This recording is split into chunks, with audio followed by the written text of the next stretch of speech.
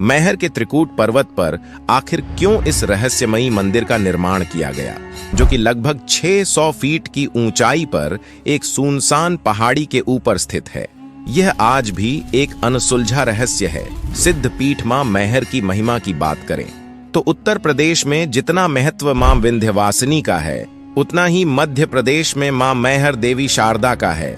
मैहर प्रयागराज से 200 किलोमीटर दूर मध्य प्रदेश के सतना जिले में स्थित है। क्या इसलिए इस स्थान का नाम मैहर पड़ा है क्योंकि यहाँ पर माता सती का हार गिरा था, या क्या कोई और घटना है? क्या वाकई यह मंदिर 1000 वर्ष पुराना है?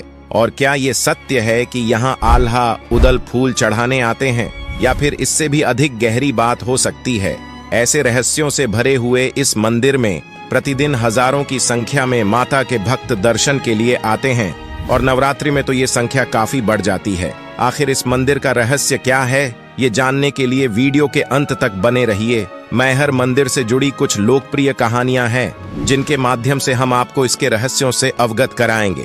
तो चलिए दोस्तों, वीडियो की शुरुआत कर लेते हैं। आल्हा ऊदल का इतिहास लगभग 800 साल पुराना है, अर्थात लगभग 12वीं सदी में महोबा के आखिरी चंदेल राजा थे प्रमोद देव, और जिनकी पत्नी थी रानी मल्हान। एक दिन जंगल से लौटते हुए राजा परमाल ने त्रिकूट पहाड़ी के निकट 2 पहलवानों का मल्ल युद्ध देखा। उनके अद्भुत युद्ध कौशल से प्रभावित होकर वह उन्हें अपने साथ महोबा ले आए। इन पहलवानों के नाम थे जसराज और बछराज। जसराज को झांझर के नाम से भी जाना जाता था। वह बनाफर जाति से थे। कुछ लोग उन्हें अहीर मानते हैं, जबकि कुछ लोग राजा के कहने पर उन्हें क्षत्रिय मानते हैं। जसराज महोबा तो आ गया था, लेकिन जंगल में अपनी पत्नी देवकी उर्फ देवला और 2 बेटों आल्हा और ऊदल को छोड़कर जाने से पहले राजा परमाल ने उसकी पत्नी देवला को अपने गले का हार और स्वर्ण मुद्राएं भेंट स्वरूप दी थीं, ताकि आल्हा ऊदल का लालन पालन आसानी से हो सके। जयसराज और बछराज महोबा की रक्षा के लिए कई युद्ध लड़े। जब मांडवगढ़ के राजा करिया राय ने महोबा पर आक्रमण किया, तो दोनों योद्धाओं ने पूरी शक्ति से लड़ाई लड़ी, लेकिन करिया राय ने उन्हें बंदी बना लिया और यातनाएं दी। वह उन्हें बनाफर कबीले तक ले आया और उनकी पत्नी देवला और दोनों बेटों आल्हा और ऊदल के सामने उनका सिर काट दिया। करिया राय ने यह चेतावनी देते हुए यह भी कहा कि जो भी राजा परमाल का साथ देगा, उसका यही अंजाम होगा। करिया राय ने राजा परमाल के द्वारा दिए गए हार को देवला के गले से इतनी तेजी से छीना कि नस कट जाने के कारण उसने भी प्राण त्याग दिए। जाते जाते उसने कबीले के लोगों से लूटपाट की और बस्ती को तहस नहस कर दिया। तब आल्हा ने शपथ ली कि वह करिया राय को मारकर अपने माता पिता की मृत्यु का बदला लेने तक चैन से नहीं बैठेगा। आल्हा ने कबीले की सुरक्षा के लिए पहाड़ की ऊंची चोटी पर जाकर रहने लगा, जिससे वह चारों दिशाओं में नजर रख सके और दूर से आती हुई शत्रु सेना की जानकारी पहले से ही कबीले के लोगों तक पहुंचा सके। हालांकि आल्हा उस समय समझ नहीं पा रहा था कि वह अपनी मां की मृत्यु का बदला कैसे ले। इसी चिंता में पहाड़ी पर सोते हुए एक रात आल्हा ने सपने में अपनी मां को देखा। मां एक दिव्य रूप में थी। अचानक उन्होंने करिया राय की गर्दन से लटकता हुआ अपना हार छीन लिया और उसका गला काट दिया। फिर वे पहाड़ी में समा गई। आल्हा ने सपने में अपनी मां को जिस रूप में देखा था, उसी रूप में उन्हें उस पहाड़ी पर स्थापित किया और रोज उनकी पूजा करने लगा। आल्हा को अपने सपने से बहुत प्रेरणा मिली। उसने सपने को अपनी मां का आदेश माना और करिया राय से बदला लेने के लिए गुप्त रूप से सेना को तैयार किया। उसने कबीले के लोगों को मल्ल युद्ध का प्रशिक्षण देने के लिए त्रिकूट की पहाड़ियों में एक गुप्त अखाड़ा बनाया। राजा परमाल की सेना बिना किसी योग्य सेनापति के कमजोर हो गई थी। जब उन्हें आल्हा के गुप्त अखाड़े के बारे में पता चला, तो वे स्वयं आल्हा से मिलने पहुंचे और उन्हें अपने साथ महोबा ले आए। रानी मल्हान ने दोनों भाइयों को अपने बच्चों की तरह स्वीकार किया और उनकी देखभाल की। जल्द ही आल्हा ने युद्ध का प्रशिक्षण पूरा किया और सेनापति के रूप में युद्ध में उतरे।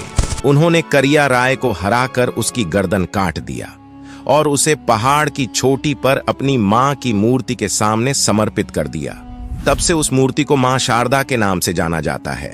शारदा अर्थात विद्या, वाणी और आध्यात्म की देवी, जिससे आल्हा को प्रेरणा मिली करिया राय को मारने की, क्योंकि आल्हा ने करिया राय को मारकर अपनी मां का हार वापस लेकर उस मूर्ति पर चढ़ाया था। तब से इस क्षेत्र को मैहर के नाम से जाना जाने लगा। कहा जाता है आल्हा ने अपने जीवन के आखिरी 12 साल इसी मंदिर में समाधि और ध्यान में बिताए ताकि वह अपनी मां के दिव्य स्वरूप को फिर से देख सके। लेकिन आल्हा को वह दर्शन हुए या नहीं, यह कोई नहीं जानता। और सबसे बड़ा रहस्य है कि आल्हा की मृत्यु कैसे हुई। इसके बारे में कोई भी प्रमाण नहीं है। आल्हा की मृत्यु को लेकर कई तरह की मान्यताएं हैं। कुछ लोग मानते हैं कि आल्हा ने समाधि की परम अवस्था हासिल करके अंतर्ध्यान हो गए, जबकि कुछ कहते हैं कि उन्होंने इस पहाड़ी के भीतर बनी किसी गुप्त गुफा में हमेशा के लिए समाधि ले ली। पर्याप्त साक्ष्य की कमी के कारण स्थानीय लोग यह मानते हैं कि आल्हा आज भी जीवित हैं और रोज भोर होते ही मां की आरती करने आते हैं। गुरु गोरखनाथ की कहानी और ऊदल की मृत्यु। ऊदल की मृत्यु कैसे हुई, यह भी एक अनसुलझा रहस्य है। इस रहस्य का उत्तर हमें गुरु गोरखनाथ की कहानी से मिलता है।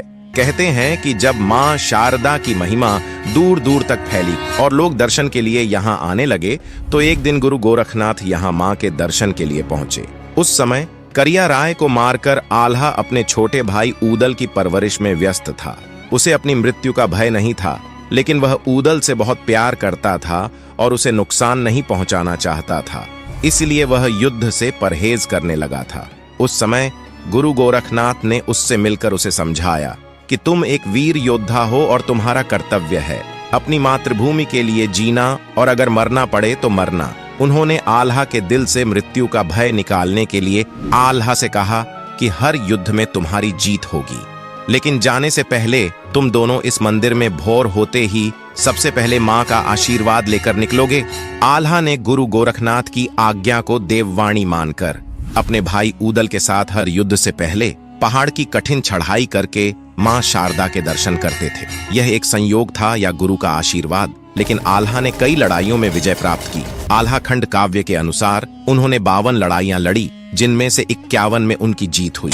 हालांकि कुछ इतिहासकारों के अनुसार ये तथ्य पूरी तरह सटीक नहीं है। ऊदल की मौत पृथ्वीराज चौहान से युद्ध करते हुए हुई थी।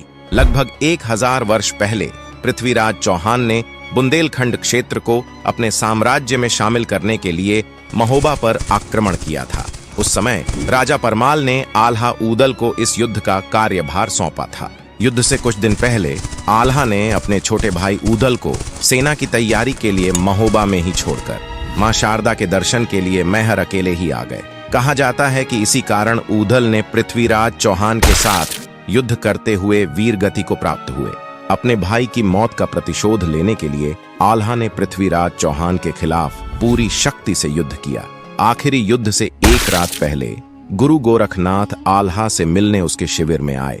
लोगों का कहना है कि यहीं पर गुरु गोरखनाथ ने आल्हा से वचन लिया था कि वे पृथ्वीराज चौहान को युद्ध में हरा दे, लेकिन उन्हें कोई क्षति नहीं पहुंचाएंगे। गुरु के इन वचनों से आल्हा आहत हुए। अपने भाई की मृत्यु का बदला न ले पाने के शोक से वे युद्ध और सभी सांसारिक मोह माया से विरक्त हो गए। उन्होंने त्रिकूट पर्वत पर स्थित मां शारदा के मंदिर में जीवन के अंतिम क्षणों तक एकाकी जीवन व्यतीत किया। राजा दुर्जन सिंह और गढ़रिये की कथा। कहा जाता है आल्हा और ऊदल के चले जाने के बाद पिछले 800 वर्षों में एक ऐसा दौर भी आया जब कई 100 सालों तक मंदिर की महिमा धूमिल पड़ गई थी। समय के साथ यह पहाड़ और उस पर स्थापित मां शारदा की मूर्ति घने जंगलों की ओट में समा गए थे।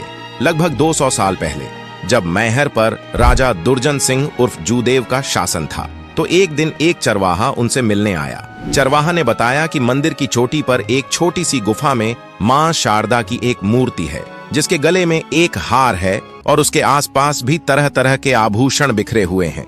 देखने से ऐसा लगता है कि वह मूर्ति सैकड़ों साल पुरानी है। सभा में मौजूद इतिहास के जानकार एक मंत्री ने आशंका जताई कि यह मूर्ति वही हो सकती है जिसे आल्हा ने स्थापित किया था। राजा दुर्जन सिंह तुरंत उस चरवाहे के साथ वहां पहुंचे और देखा तो उसकी सारी बातें सच निकली। सैकड़ों साल पहले लोगों द्वारा चढ़ाए गए आभूषण आज भी उस मूर्ति के आसपास बिखरे हुए थे। मैहर को आर्थिक रूप से पुनः समृद्ध बनाने के लिए राजा दुर्जन सिंह मंदिर का निर्माण करवाया और पहाड़ी के चारों तरफ घुमावदार सीढ़ियां बनवाईं। मंदिर के प्रचार प्रसार के लिए उन्होंने एक समिति का गठन किया। इस कारण आज मैहर माता का मंदिर दूर दूर तक अपनी पौराणिक और ऐतिहासिक ख्याति के लिए जाना जाता है। आज न केवल पर्यटन बल्कि कई कारखानों से भी मैहर की अर्थव्यवस्था चलती है।